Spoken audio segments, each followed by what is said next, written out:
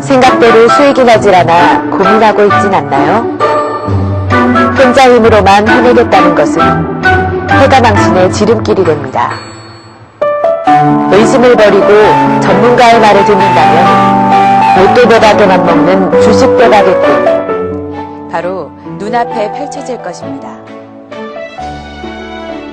투자자의 마음으로 NBN.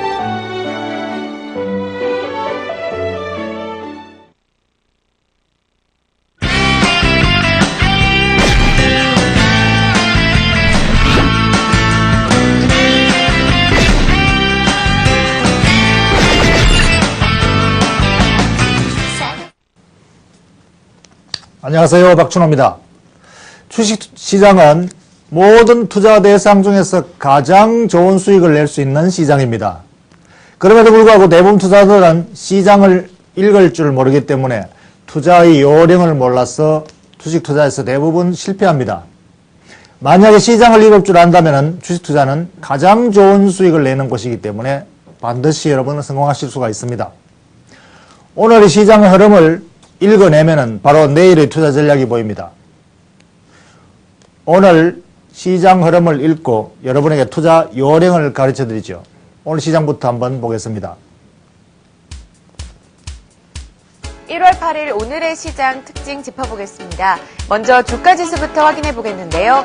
코스피 지수는 13포인트 빠지면서 1997포인트에서 거래 마감했습니다. 코스닥 지수는 강보합권에서 거래 마감했습니다. 0.2포인트 오른 509선에서 거래를 마감했습니다. 오늘 어닝 시즌을 앞두고 있으면서 눈치 보기 장세가 이어졌습니다. 오늘 오전에 삼성전자 예상 초과 실적 발표에도 불구하고 차익 실현 매물이 나오면서 1% 넘게 떨어졌는데요. 이것이 지수의 하락을 이끄는 것으로 보였습니다. 이번 주 목요일 금리 정책을 앞두고 있는데 금리 인하에 대한 기대감이 작용하면서 환율 피해주인 자동차주가 반등했습니다. 지금까지 오늘 시장의 특징 간단하게 짚어봤습니다. 어닝 시즌입니다. 이제 오늘부터 다음 달까지 줄줄이 기업들의 실적을 발표하는 시즌이죠. 어닝 시즌에는 어닝 시즌 플레이가 펼쳐집니다. 어닝 시즌 플레이라는 것은 실적 발표를 앞두고 이 실적에 대해서 사고 팔기 게임이 시작되는 거죠. 바로 주식 매매 게임이고 도박판이 벌어집니다. 그러나 이 도박판에는 소문난 잔치에 먹을 것이 별로 없다는 듯이 그 속담처럼 잘 대응하지 않으면 별로 먹을 것이 없습니다. 그렇기 때문에 이 플레이에 잘 대응하려면 시장 흐름을 잘 체크해야 됩니다. 오늘 시장에서 바로 그러한 시사점을 주고 있습니다. 그것을 찾아내야 되죠. 바로 눈치보기 장세. 이것은 투자자들끼리, 사실은 투자자가 아니죠. 매매자들끼리 서로 속이기 게임으로 눈치보기를 굉장히 치열하게 합니다. 그렇기 때문에 바로 눈치보기 장세, 섣불리 앞서가지도 뒤처지지도 않고 서로 눈치를 보면서 멈칫거리고 있죠. 그래서 각 종목별로 눈치보기를 잘 해야 됩니다. 이 눈치보기의 대표적 특징으로 오늘 실적 발표한 삼성전자 깜짝 실적, 어닝 서프라이즈를 발표했지만 어닝 서프라이즈라는 것은 예상했던 실적보다 더 나은 실적이면은 서프라이즈라고 합니다. 예상보다 좀 더 못한 실적이면은 쇼크라고 말하죠. 그런데 삼성전자는 매우 좋은 실적이라고 예상을 했지만 그 예상을 뛰어넘는 실적을 발표합니다. 그래서 서프라이즈죠. 그런데도 불구하고 주가는 오늘 떨어졌죠. 이것이 바로 눈치보기 장세죠. 실적은 이미 주가에 선반영이 다 되어 있기 때문에 실적 발표와 함께 단기 차익 실현 매물이 쏟아지는 거죠. 그래서 이러한 눈치보기 싸움에 섣불리 어닝 서프라이즈라고 해서 섣불리 대응하면은 바로 매물 폭탄에 두드려 맞게 되어 있습니다. 그래서 실적은 이미 지나간 실적을 반영하는 것이 아니라 앞으로 다가오는 오는 1분기 또는 올해 예상 실적을 반영해서 주가는 움직입니다. 그렇기 때문에 지나가는 실적보다 앞으로 실적 전망에 집중해야 됩니다. 그래서 그 특별한 예로 자동차주. 자동차주는 지금 최악의 시나리오에 직면해 있습니다. 자동차 절벽. 미국의 재정 절벽과 마찬가지로 우리나라 자동차 절벽에 벼랑 끝에 서 있습니다. 왜? 엔화 약세로 인해서 환율 절벽으로 자동차의 경쟁력이 굉장한 도전에 직면했습니다. 가장 경쟁국인 일본 자동차와 지금 경쟁해야 될 입장입니다. 원래 자동차 판은 매우 좋습니다. 국내가 아니고 해외. 해외 자동차 시장이 좋은 이유는 중국이 턴어라운드 하고 있고 미국이 주택 경기 호전에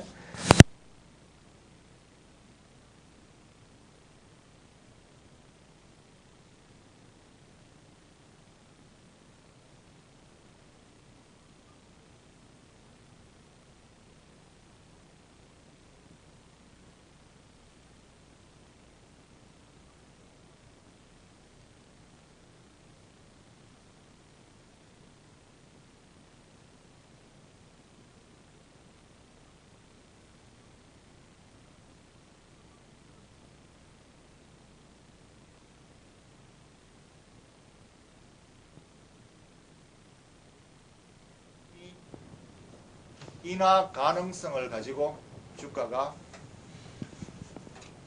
반등을 하기 시작했습니다. 어제부터 반등이 소폭 일어나는데 지속 가능성에 대해서 조금 더 살펴보시기 바랍니다. 그래서 이런 것들이 바로 예상을 근거로 주가가 움직이는 거죠. 그것이 중요한 포인트입니다.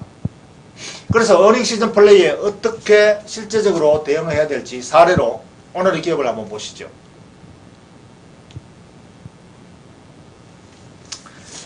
오늘의 기업은 녹십자입니다.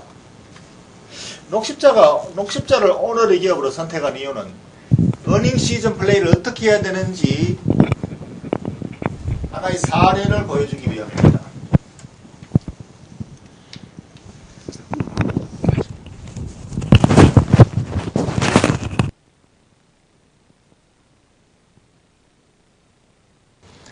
녹십자는 작년 4분기 실적이 기대보다 훨씬 못하다. 어닝 쇼크. 이 실적을 앞두고 주가가 어닝 쇼크에 대비해서 많이 떨어졌습니다. 그러나 주식에 대한 전략은 앞으로의 전망을 보고 가야 된다고 말씀드렸죠. 그래서 녹십자의 차트를 한번 보시죠. 녹십자의 차트를 보시면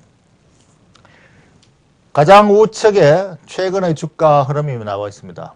최근에 작년 4분기 실적 예상이 주가에 귀신같이 선반영되어 있죠. 4분기 실적이 형편없이 나쁘다는 예상을 근거로 주가가 많이 떨어졌습니다. 고점 대비로. 그런데 조만간 실적이 발표되는데 어닝 쇼크가 발표된다면 더 떨어지겠네? 그러나 주가는 이미 어닝 쇼크가 이미 주가에 선반영을 다 해 있는 상태입니다. 그러니까 실적이 발표된다고 한들 추가로 떨어질 거리가 별로 없습니다. 이미 다 알고 있다. 시장은 알고 있다. 귀신같이 다가오는 실적에 대해서 예상을 하고 있습니다. 그래서 주가가 많이 떨어져서 싸졌다. 이것이 중요한 포인트입니다. 그래서 만약에 이 녹십자의 실적이 올해 4분기, 작년 4분기 실적은 나쁘더라도 올해 개선의 여지가 있다면은 작년 4분기 실적 나쁜 거가 크게 개의치 않습니다. 올해 실적 전망을 보고 가는 것이 중요하죠. 그래서 이 녹십자의 투자 포인트를 어떻게 잡아야 될까요? 바로 세 가지입니다. 첫째, 주가가 4분기 실적 쇼크 예상으로 많이 떨어졌다. 이미 많이 떨어졌다는 것은 매우 좋은 저가 매수 기회가 됩니다. 이 많이 떨어진 주가가 아직 덜 반영되어서 이 회사의 기업 가치가 형편없이 추락해서 아직 덜 떨어진 상태라면은 저가 매수 기회라고 할 수가 없죠. 그러나 기업 가치는 살아있는데 주가가 일시적인 실적 악화로 인해서 많이 떨어졌다면은 그때야말로 좋은 기회를 주는 거죠. 이익은 지속 가능한 이익을 근거로 주가가 가게 되어 있습니다. 그러나 지난 4분기 실적이 이 녹십자는 연구개발비를 굉장히 많이 투입해야 될 연구개발 과정 중에 있는 신제품이 많기 때문에 실적이 예상보다 훨씬 더 나쁘게 나왔다.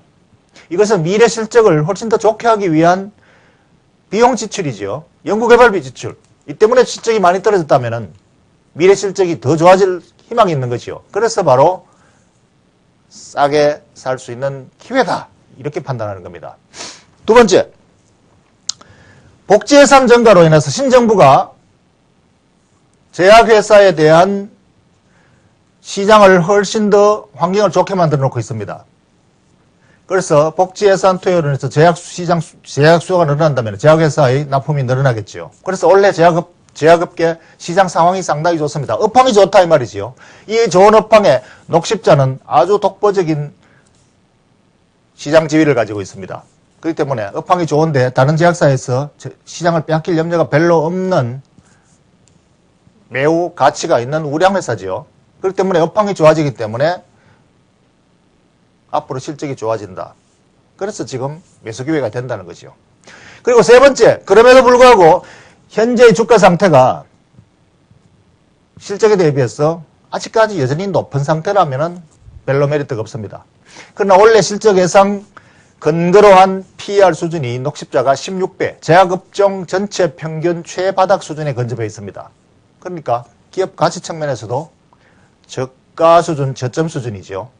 그래서 이런 것들을 종합 판단해서 충분히 매수할 가치가 있다고 판단할 수 있는 이런 것이 바로 지금 현재 어닝 시즌 플레이에 우리가 전략을 어떻게 가져가야 되는가에 대한 요령입니다. 오늘 오를지 내일 오를지에 대해서 초단타 매매로 대응하지 마시기 바랍니다. 그러면은 내일의 투자 포인트를 잡아보겠습니다. 작년 4분기 실적이 발표되는 올해 1분기 어닝 시즌입니다. 이것은 과거 실적이 발표되는 것이고 주가는 이미 다 반영되어 있다고 말씀드렸죠. 이 실적 발표를 가지고 주가가 움직일 가능성은 별로 많지 않습니다. 오히려 이 실적보다 이 실적 발표 시점에 발표까지는 아니지만 어떤 가이던스, 예상 근거를 던집니다. 이 원래 예상치에 주목을 해야 됩니다. 그러니까 실적 발표 시즌에는 그 실적 발표도 하지만 원래 예상치를 발표하기 때문에 그 예상치가 더 중요하다는 것이 중요하고 그것이 바로 투자 요령입니다. 그리고 이번 목요일날 금리 인하 가능성이 있습니다. 그래서 이 금리 인하를 한다면은 우리 국내 금융정책이 원래 경기 부양 카드를 들었다. 그렇다면은 경기주의 호재가 됩니다. 그런 관점에서 경기주가 좋아질 가능성이 있다면은 오늘같이 약세장에서 매수 기회가 되는 거지요. 그래서 결론은 2013년 올해 실적 턴어라운드에 주목을 하라는 것입니다. 그것은 어제도 마찬가지고 오늘도 마찬가지고 아마 내일도 마찬가지 전략이 될 것입니다. 그래서 언제나 시장은 투자 기회가 있습니다. 약세장이나 강세장이나 투자 기회가 언제나 있습니다. 황소도 돈을 벌고 곰도 돈을 법니다. 박춘호와 함께 하십시오.